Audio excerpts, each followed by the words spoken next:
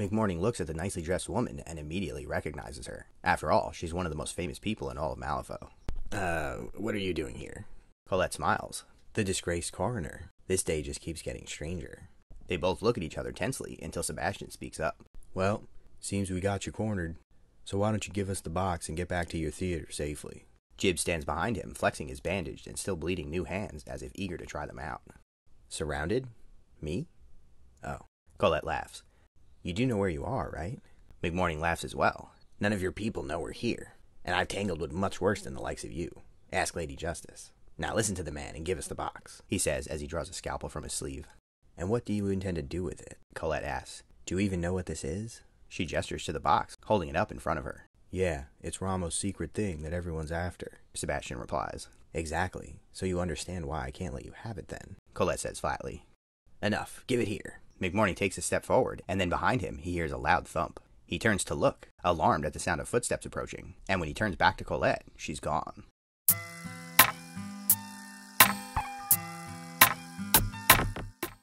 English Ivan ducks behind a podium as a blast of lead smashes into the wall behind him. The Iron Man is faster than he looks, and Ivan peeks around his cover to try to keep an eye on him. This is really not a smart move. This facility is full of Union men who will come to my aid. Ivan raises his cane and shoots a blast of magic at Shill, who has taken cover behind a bench. I'm not convinced you're even with the Union. Besides, I don't see any of them. Shill reloads his pistol and then points it over the bench, firing a few rounds at where Ivan had just been poking his head out. Still no reason for either of us to die over this. Offer to let you leave is still on the table, Ivan calls out. Shill responds by firing several more rounds. Seems a bit late for that. Ivan looks around the room and then raises his staff again. A dark shadow peels away from the wall and takes the form of a strange-looking creature. He then hears a high-pitched metal clink as a grenade comes flying across the room and lands between him and the creature. He quickly dashes away from it and dives for cover across the room as the grenade explodes and the blast wave carries him further, slamming him into a desk. He quickly scrambles to his feet and ducks behind another bench as more shots come his way. Well, that was a nice trick. How's this? He whispers to himself as he pulls a soulstone out of his pocket. He stands up as he draws the energy from the soulstone and focuses on Von Schill. The man turns in surprise. His shadow that was cast across the ground suddenly twists and contorts, and then reaches out to grab him.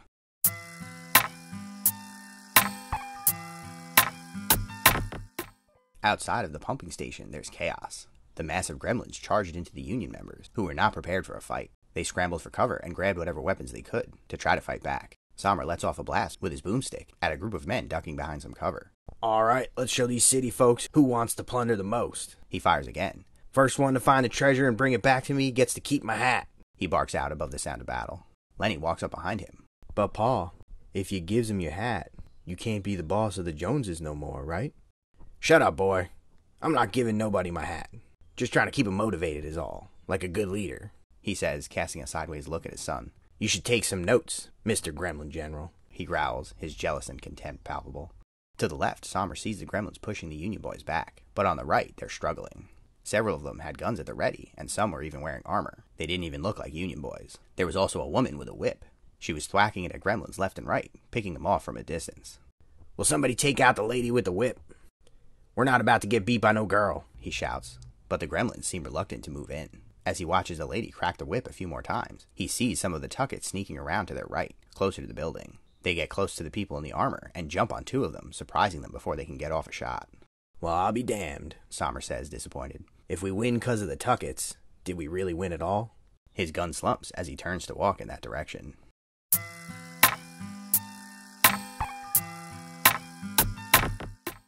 Von Schill quickly draws his blade and slashes at the shadow creature in front of him. The knife seems to put a tear through the thing's body, but it doesn't seem fazed as it claws and scratches at him. He momentarily forgets that he's surrounded and dashes to the side to get some cover between him and his two enemies. You should have taken my offer when you had the chance, Ivan says as he gets closer to Schill's position. The Free Corpsman considers calling for backup, but realizes he doesn't have time, so he grabs another grenade and throws it at the advancing creature. Just before it goes off, he turns to dash away and the creature explodes with the grenade.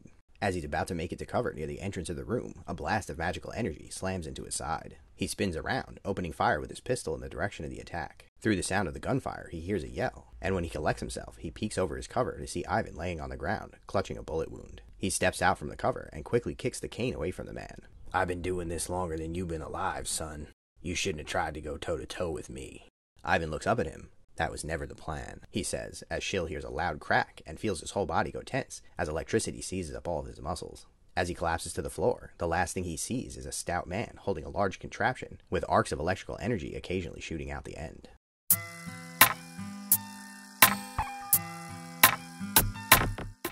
Colette stands in an abandoned office in the pumping station and fiddles with the black box. Next to her is a window with the light shining through, and she can hear the sounds of a raging battle outside. After a bit of struggling with the box, she manages to get the lock open. The case creaks as she swings the hinge, and inside she sees a red cloth covering a small device. When she pulls aside the cloth, she sees a large orb. It's glowing like a soulstone, but more faintly, and Colette immediately recognizes it. This is one of the artificial soulstones that Ramos had been experimenting with making. This one was particularly large, and it was also attached to a clockwork device. The metal parts encompassed half of the soulstone, almost looking like an egg in a metal saucer, but on its side. Colette reaches down to pick it up, and as soon as she touches it, it starts to glow red. She feels energy building up inside, and her thoughts are pulled away from her. She sees an explosion in a mansion, a city on fire, another city flooded with water and pests. She then sees Malifaux, and fire rains from the sky. When she opens her eyes, she notices that the light that was coming through the window is now a pale reddish orange, and the sounds of battle have stopped.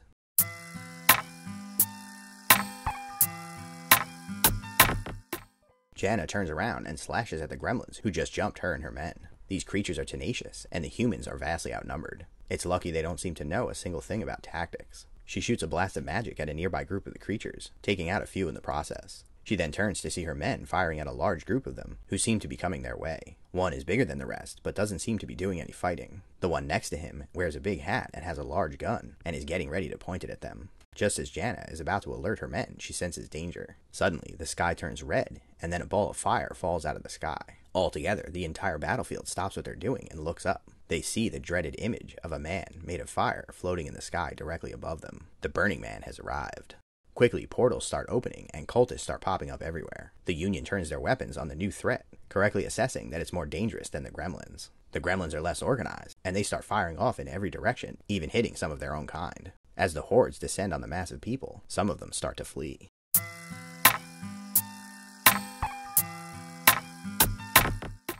Colette rushes down a hallway with the device, barely able to believe what it seems to do. She heads towards the back entrance of the building, and starts to notice a bunch of charred objects on the floor, including what look like pieces of armor. As she turns a corner, she almost slams into a wall of meat. Jib turns to look at her, along with McMorning and Sebastian. Ah, come to give us back what's ours, eh? McMorning asks. Jib lunges for her and pushes her against the wall, grabbing the device from her hand and trying to restrain her.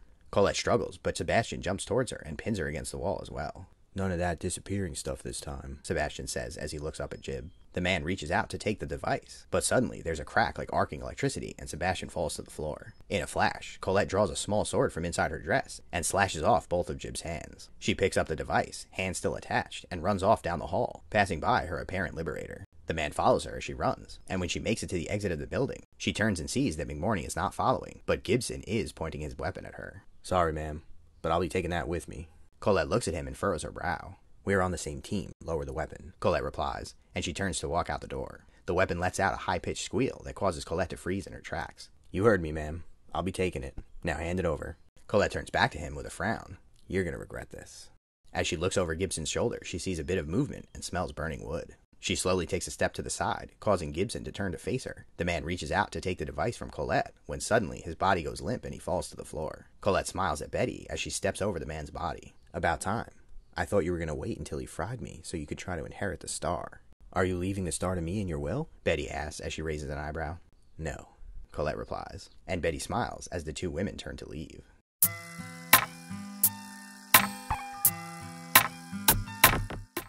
Von Schill groggily makes his way back out of the station. When he gets to the impromptu entrance, he finds his men missing and several dead bodies laying on the ground. He circles back around to the front of the building, and his jaw falls slack as he takes in the scene. No more crowds of people, no more angry protests, just dead bodies everywhere. Humans, gremlins, freecorpsmen. Some of the humans appear to be dressed like the cultists Schill had heard about attacking on Earth and more recently in Malifaux. But some of the dead bodies weren't human or gremlin. Once Von Schill is satisfied that no survivors are lingering in the area, he starts walking towards the train station, hoping to find it still in one piece.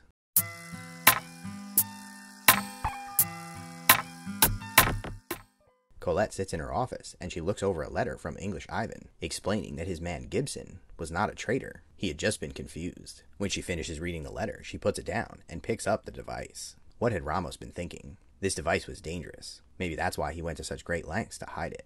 Colette considers what she could do with the ability to summon the Burning Man at will. She could potentially topple the guild, destroy entire cities, but it was dangerous and unpredictable. Then again, the chaos it would bring would do more harm to her enemies than to herself. She pauses to think for a minute before picking up her letter opener. She holds it in her fist and smashes the handle down on the device, shattering it into hundreds of tiny pieces.